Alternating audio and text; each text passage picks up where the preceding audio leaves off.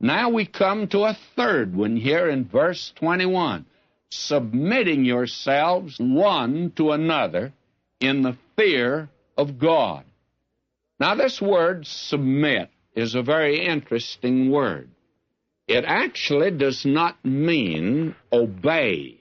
The child of God is not a buck private in the rear rank taking orders from somebody in the church that thinks he's a sergeant or that he's a captain, because we do take orders, but we take the orders from the captain of our salvation. Just like Joshua yonder, he thought he was general of the children of Israel.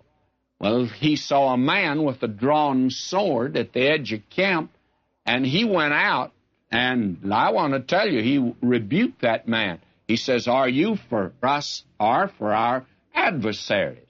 What he really meant was this, if I may put it in good old Americana. What he said was, look, who told you to draw a sword? I'm the general here. Then that one turned, and that one said, for he was the pre-incarnate Christ. He said, nay, but as the captain of the hosts of the Lord am I now come. And Joshua went down on his face, got his shoes off. He's on holy ground. You know, he found out he had a captain. Now, you and I are today under a captain, and the relationship is not military. It's on the basis of love. If you love me, keep my commandments. And I think the alternative is there. You don't love me, forget the commandments.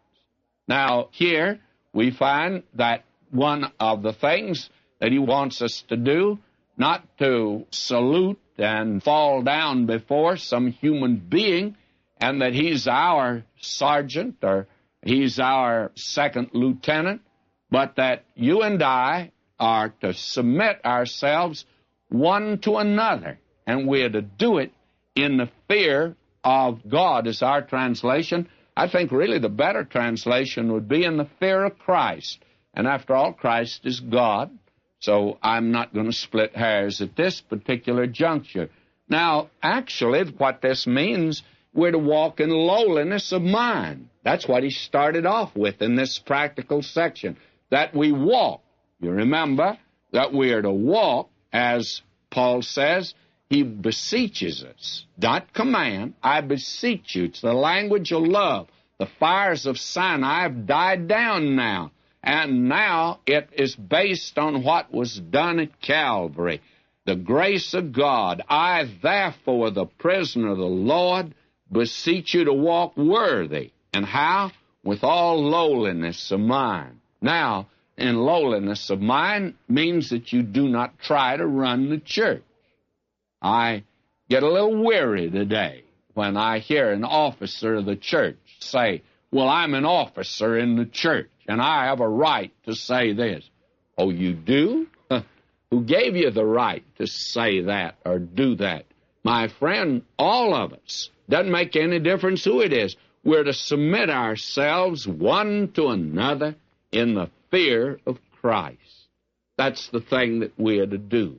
It is not my way, and this, by the way, is the answer to those today that say, well, I want you to know that I'll do as I please. I want to do it this way, and I'll do it this way. My friend, that's not a mark of a Spirit-filled believer. In fact, you may not even be a believer if you talk like that. To be a Spirit-filled believer means submitting ourselves one to another in the fear of God.